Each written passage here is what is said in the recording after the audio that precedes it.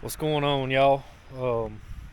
My apologies. I've been slacking on the filming. It's been tough for past couple of weeks. We've had army worms and breakdowns, all sort of this and that. So I hadn't had time to pick this camera up, or hadn't thought I had time.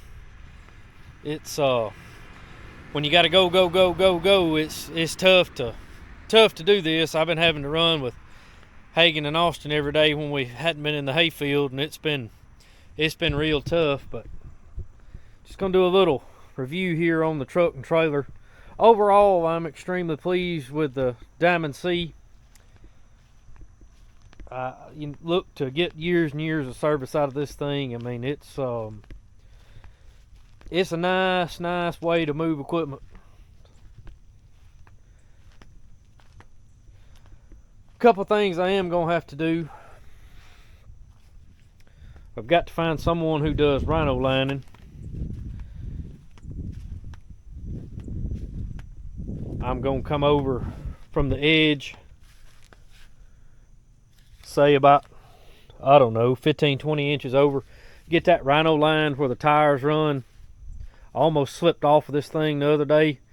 The metal, it grips a lot better than I thought it would, but certain situations it gets real slippery, and once you start sliding, there's just no turning back. I like to say I like to slip off of it. But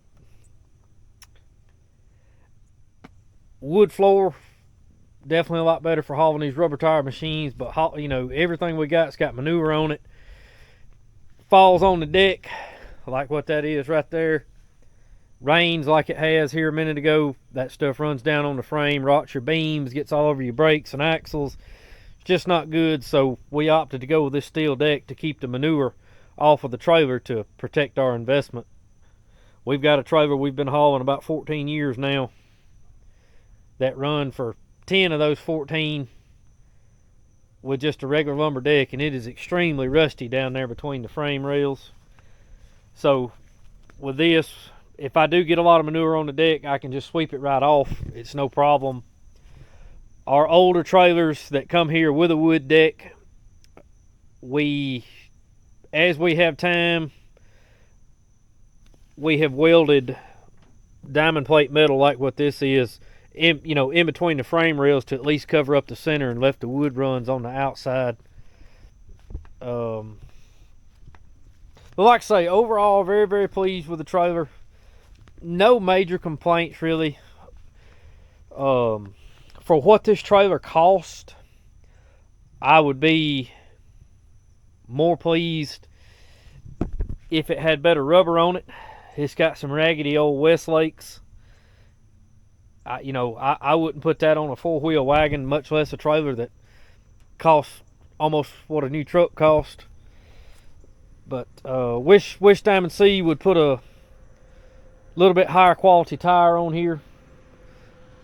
But it is what it is. I understand everybody's looking at profits. Bottom line, they put the cheapest thing on there they can get to get it out the door. But that's I guess that's just the way it is. All manufacturers seem to do that. But at least make an option, where you can select, a higher quality tire.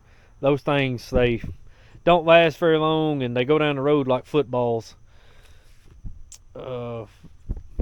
Very pleased with the 60-inch spread axle with no equalizer. It really helps reduce the tongue load on the truck. Hadn't had any problems at all with it. I think it needs alignment, but it's not really too noticeable. I like the square tube coupler with the jack up there in the top to let this thing up and down. The other trailers we have got a pin that go through to hold the coupler in, and they wear and sort of egg shape out over time. The only thing on this thing that's been aggravating, I cut that right there off. That piece of tubing come out to here. I was covering y'all up. Come out to right there, and I'm the perfect height to come up here if I had to get in this chain box, when I come over in here, boy, that thing knocked my block off 4 or 5 different times. And I told Hagen the other day, I said, the heck with this. I said, give me the torch. I said, I'm not bumping my head anymore. But overall, the trailer's great. When we get where we can, we're going to get another one. I've got the 5090 on here. It's about a year old. We've got 900 hours on it. That's the LVI tiller. So y'all know we traded tractors. These wheel weights here, there's the other one right over there, came off the 5115 that we turned in, traded in, whatever you want to say, on the 5130. We took those weights out, and if you turn those weights around backwards, they'll bolt up here in these 330-pound weights. So here's the bolt holes here. So we're going to put those on. This tractor's a little bit light on the rear end. It's got the 540M loader. It's turned out to be a blessing and curse. I actually ordered this tractor with a 520M loader, and it was a mix-up. It come in with a 540. The 5090E, with, you know, as light as it is and no more pump flow than it's got, the 520 loader was a lot faster, a lot more responsive. You know, not quite as strong. It don't like those big litter buckets, but with the 540 on there, no more flow than it's got. It's a little bit slow, and it's a little bit light on the back end, so we're going to add those weights. My pickup's doing great. Still got several other things I need to do to it. I did get the tank on, the welder on. Y'all saw that. No problems I did. I think I got about 13,000 miles. We'll tell y'all one thing. Don't buy any DZ toolboxes off Amazon. They're pretty junky. I mean, they are. You see where the drawers are broke down and all banged up. In 13,000 miles, they're made to sell, not made to use.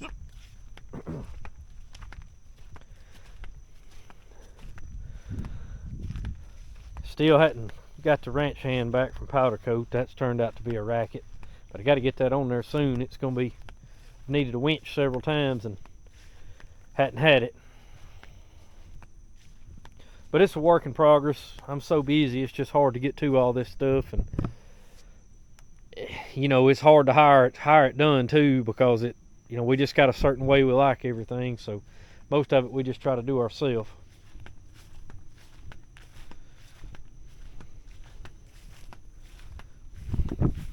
Like I say, we've had several breakdowns the past couple of weeks. It seems like when we have something go down, it just, you know, it just starts multiplying. The 6130 is up at Tri-Green. The air conditioning's out on it. We have a 5125 ML up there. It's got PTO problems. They say it's internal in the transmission. Not sure how that'll come out. Kind of getting a little static from machinery shield on extended warranty. Not sure. I'll let y'all know how that turns out.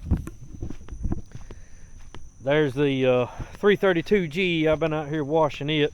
That's the machine Skylar normally runs. The air's out on it. I guess they say bad thing happens in threes.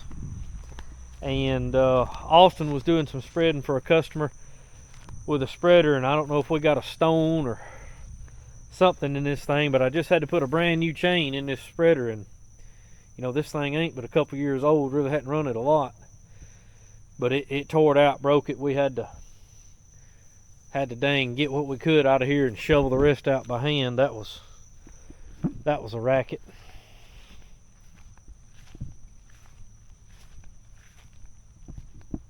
But not really a whole lot going on. Nothing interesting. Just the same old stuff.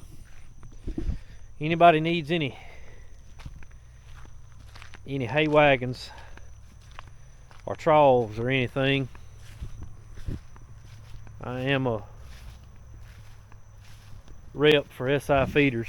All this stuff is for sale. These are 20-foot wagons I've got here.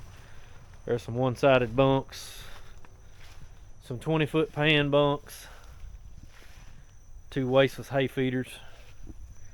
Pretty nice stuff. Winter time's coming on. If you got some cattle you need to feed and interested in some feeding equipment, give me a call.